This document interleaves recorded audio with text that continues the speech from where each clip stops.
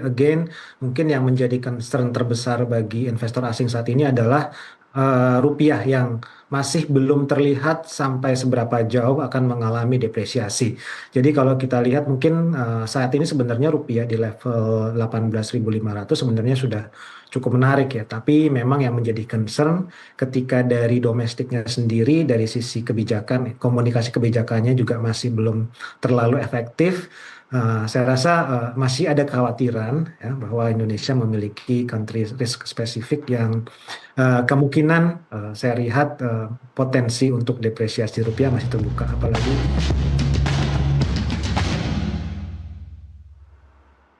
Anda kembali lagi di Nusantara Business Hour dan langsung saja kita jalan ke segmen Market Lock.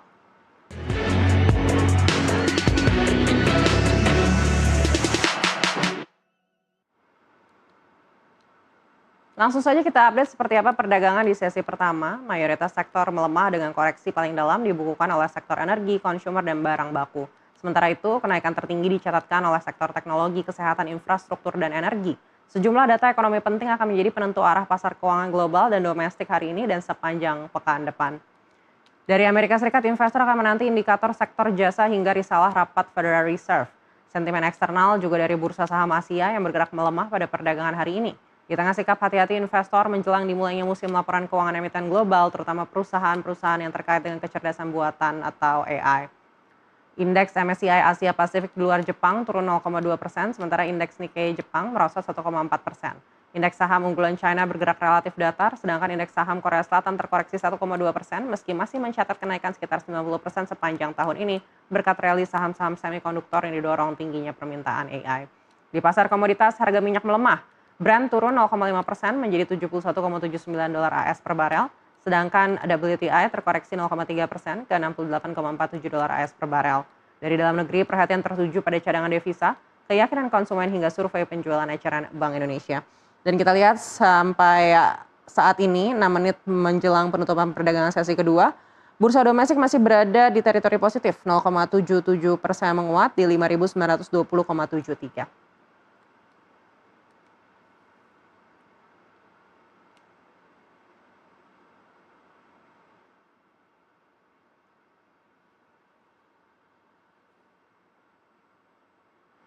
Berikutnya kita lihat seperti apa perkembangan dari kurs Garuda saat ini. Kita lihat rupiah melemah 0,22% di Rp17.985 per 1 dolar AS.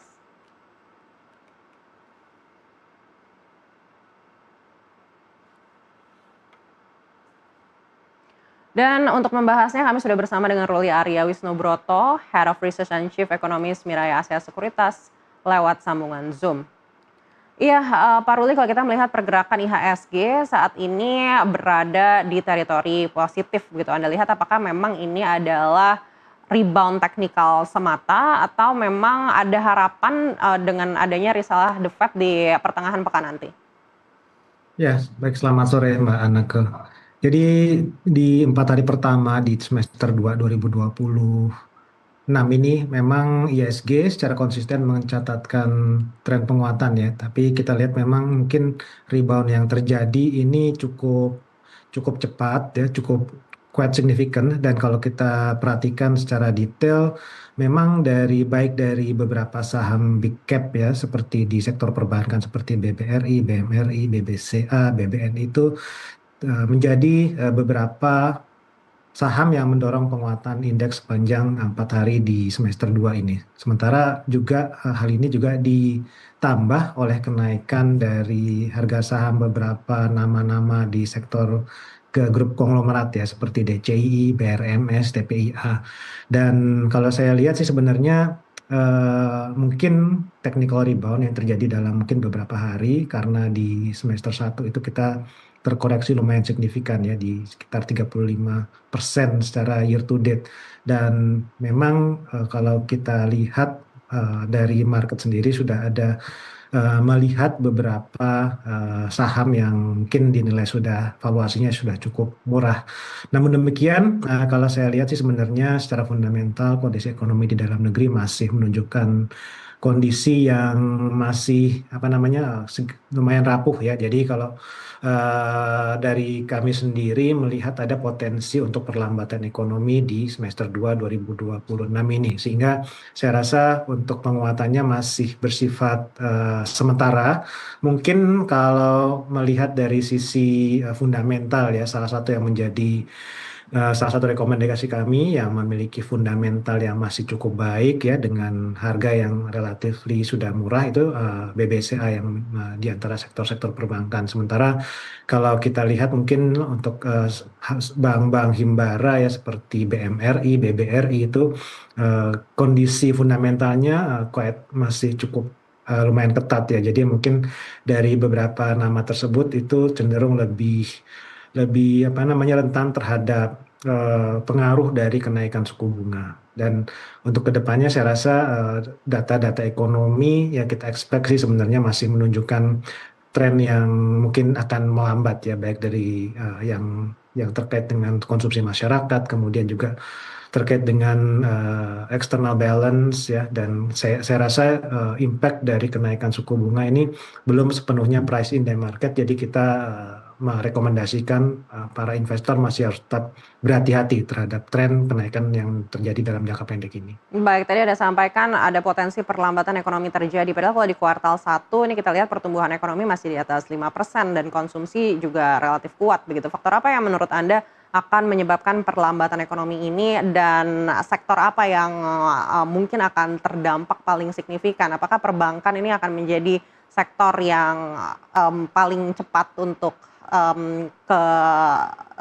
terpengaruh dengan adanya efek perlambatan tersebut atau seperti apa? Ya, saya rasa mungkin sektor-sektor yang sensitif terhadap kenaikan suku bunga, termasuk dari sektor perbankan, kemudian ada dari multi finance dan juga properti, ini sepertinya dalam sekitar 2 kuartal atau mungkin sampai dengan 2 semester ke depan ya, sampai dengan semester 1 2027 lah. Kayaknya masih akan tertekan, tapi kembali mungkin kalau kita lihat spesifik ya, karena situasi ekonominya dari makro conditionnya ini lumayan penuh dengan tantangan, sehingga kita melihat lebih ke bottom up ya. Jadi kita cukup apa namanya selektif ya dalam memilih saham ya, antara lain yang saya sampaikan tadi mungkin bank-bank yang memiliki likuiditas yang masih longgar dengan LDR yang masih relatif rendah ya. Kalau kita lihat mungkin BBCA itu masih di kisaran 80% untuk LDR-nya, sementara dari BMRI itu sudah sekitar 90%. Jadi dengan adanya kenaikan suku bunga ini berpotensi untuk menimbulkan persaingan dalam mendapatkan dana pihak ketiga. Mau nggak mau mereka akan harus menaikkan suku bunga dari simpanan, dan kalau mereka ingin mempertahankan profitabilitas ya, net interest marginnya, mau nggak mau mereka harus juga menaikkan dari sisi suku bunga lendingnya. Dan kalau untuk ke depan sendiri, memang data untuk kuartal 1 itu cukup kuat ya. Jadi ada dua hal yang mendorong tingginya data ekonomi di kuartal 1, yaitu seasonal kan adanya lebaran, dan juga dari sisi stimulus pemerintah dengan realisasi belanja pemerintah yang cukup tinggi. Dan ke depan ya, mulai dari kuartal 2 sebenarnya sampai dengan kuartal 4, kayaknya pendorong pertumbuhan yang tinggi tersebut itu kemungkinan akan relatif normalize ya, atau mungkin bahkan berkebalikan ya, karena tidak ada lagi faktor seasonal, kemudian juga ruang bagi pemerintah untuk mengeluarkan stimulus dengan budget yang lebih terbatas itu semakin sempit ya. Jadi kalau kita lihat sentimen-sentimen sepanjang semester 2 itu mungkin juga akan most likely itu akan slow down, dan sepertinya akan sulit untuk mencapai target pertumbuhan ekonomi yang mungkin sekitar 5,5 sampai 6%. Baik, Pak Ruli, kita akan jeda sejenak untuk sama-sama melihat seperti apa penutupan perdagangan di sesi kedua pada hari ini.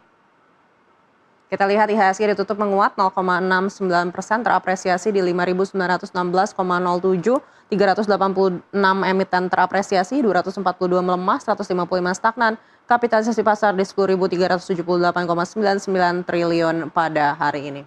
Ya Pak Ruli, kalau memang ada potensi perlambatan ekonomi di kuartal 2 hingga kuartal 4 seperti yang tadi Anda sampaikan, lalu bagaimana dengan appetite atau aliran dana asing kembali ke emerging market? Apakah ini bisa menjadi sebuah harapan untuk bisa mendongkrak lagi indeks kita agar mungkin bisa berakhir di tahun ini di 7 ribuan?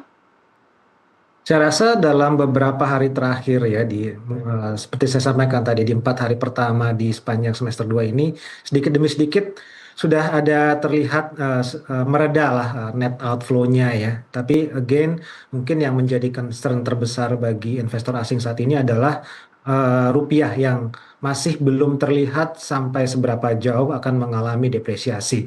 Jadi kalau kita lihat mungkin saat ini sebenarnya rupiah di level 18.500 sebenarnya sudah cukup menarik ya. Tapi memang yang menjadi concern ketika dari domestiknya sendiri dari sisi kebijakan, komunikasi kebijakannya juga masih belum terlalu efektif. Saya rasa masih ada kekhawatiran ya, bahwa Indonesia memiliki country risk spesifik yang kemungkinan saya lihat potensi untuk depresiasi rupiah masih terbuka, apalagi dengan kenaikan suku bunga yang sudah cukup agresif ya 100 basis point, dan saya rasa kalaupun misalkan masih tetap berada di kisaran 18.000 masih terbuka kemungkinan for another 25 basis point increase.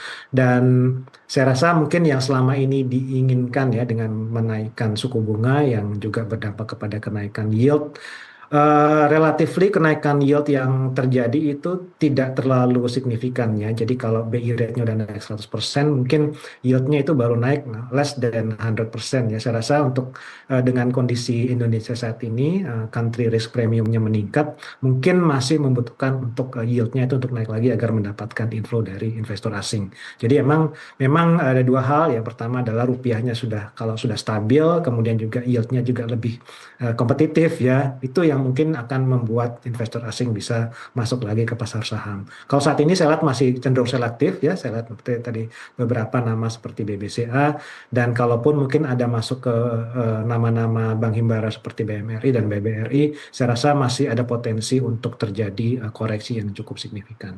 Baik, berbagai upaya telah dilakukan regulator dan pemerintah juga untuk mencoba menstabilkan kurs Garuda kita dan juga menjaga appetite dari investor global untuk masuk dalam negeri. Apakah menurut Anda sejauh ini sudah efektif? Saya rasa belum ya, jadi bahkan untuk 100 basis point increase pun masih belum terasa efektif dalam mendorong rupiah untuk agar tidak melemah lebih dalam.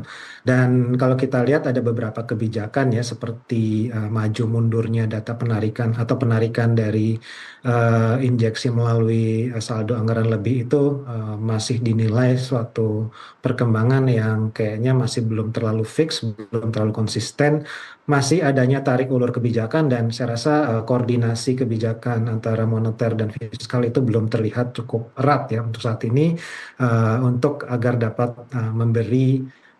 menambah atau memperbaiki optimisme dari investor itu sendiri.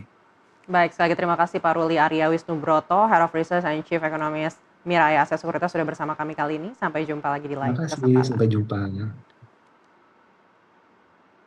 Dan informasi tadi menutup Nusantara Business Hour kali ini. Saya Maria Anaka.